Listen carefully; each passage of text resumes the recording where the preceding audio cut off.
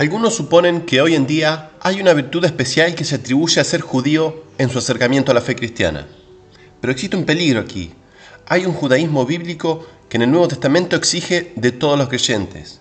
Ese judaísmo significa reconocer que Yeshua es el Mesías, una palabra judía del Antiguo Testamento para el rey de Israel prometido en base a los pactos hechos con Abraham y David. La preocupación bíblica sobre las raíces judías significa también reconocer que la Biblia hebrea, el Antiguo Testamento, contiene la base de la fe del Nuevo Testamento. Pablo dijo que el Evangelio había sido predicado a Abraham, Gálatas 3:8.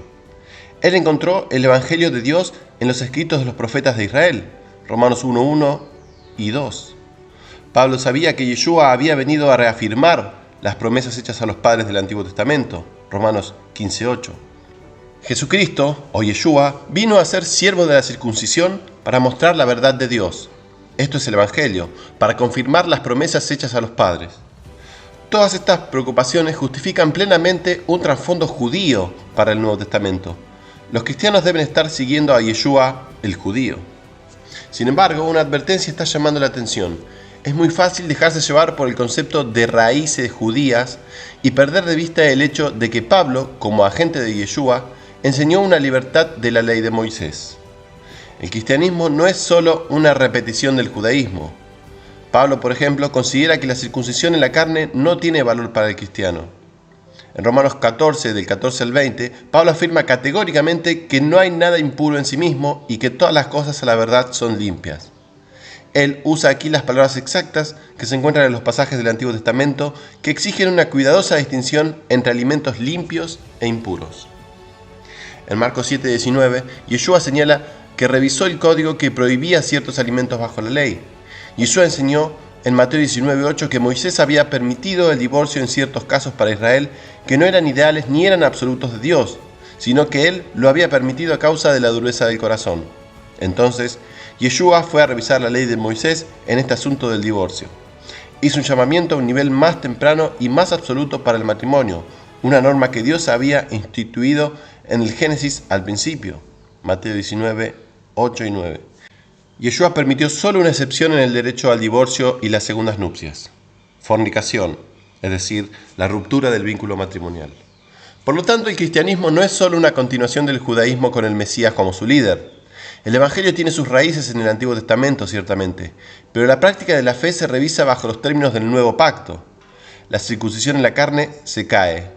Los 10 mandamientos y así el pacto hecho con Moisés en Israel son en realidad, y en este punto es raramente tocado por los cristianos de hoy, comparados con la esclavitud y con la descendencia de Agar. Agar era la esclava, Sara es el modelo de libertad y sus hijos son los verdaderos cristianos, no productos del pacto del Sinaí, sino que nacen del espíritu de la promesa. Una lectura cuidadosa de Gálatas 4:21 al 31 es esencial para una buena comprensión de esta novedad del nuevo pacto. Es una revelación dramática y reveladora de lo que significa ser libre en Cristo. Tenga en cuenta ahora los efectos prácticos de esta enseñanza. Dios habló a los cristianos del Nuevo Testamento en una variedad de idiomas en Pentecostés. No hay absolutamente ningún valor religioso en el uso de solo un nombre hebreo de Yeshua, de Jesús, o por ejemplo decir Yeshua. Si usted está entre los hablantes de hebreo, Yeshua es perfectamente razonable, pero en el nombre hebreo no hay magia o calidad o santidad especial, por decirlo. Los apóstoles inspirados escribieron en griego y utilizaron la palabra griega para Señor Kurios y la forma griega del nombre de Jesús. Es inútil, divisorio, insistir en una pronunciación especial del nombre divino Yod-Heh Vav-Heh. Los escritores del Nuevo Testamento se refieren a Dios como Señor, de nuevo, Kurios. Es extraño escribir Dios en lugar de Dios, por ejemplo, Dios sin la O en lugar de Dios completo, por temor a la contaminación. El sonido de la palabra no es importante. Los cristianos deben tener cuidado de no vestir la fe de extrañas prácticas que invitan al ridículo y oscurecen la verdad del cristianismo. Existe un gran peligro de poner una barrera entre usted y el mundo que espera ganar para Yeshua, o para Jesús, al insistir en prácticas judías del Antiguo Testamento que eran la sombra del Nuevo Pacto. Tengo en mente la obligatoria observancia del sábado y los días santos o de las nuevas lunas. Estos son colectivamente una sombra de lo que vendrá, Colosenses 2:17. Cristo los ha reemplazado. Los cristianos del Nuevo Testamento no celebran la Pascua una vez al año.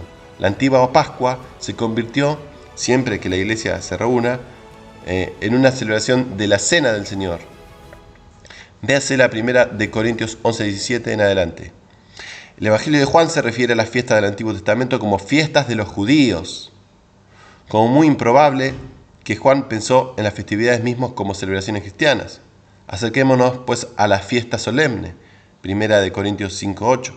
Eso significa, vamos a estar permanentemente celebrando la fiesta con el pan sin levadura, de sinceridad y de verdad.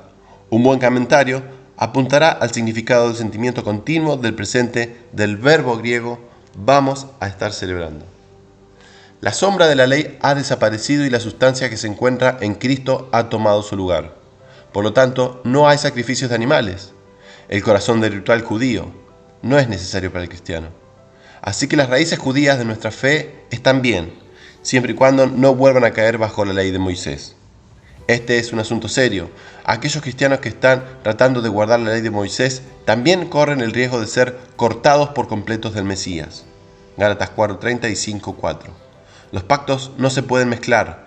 El cristianismo bíblico es una nueva fe, a pesar de que tiene sus raíces en las promesas hechas a Abraham, que es el anterior a los acuerdos alcanzados con Moisés.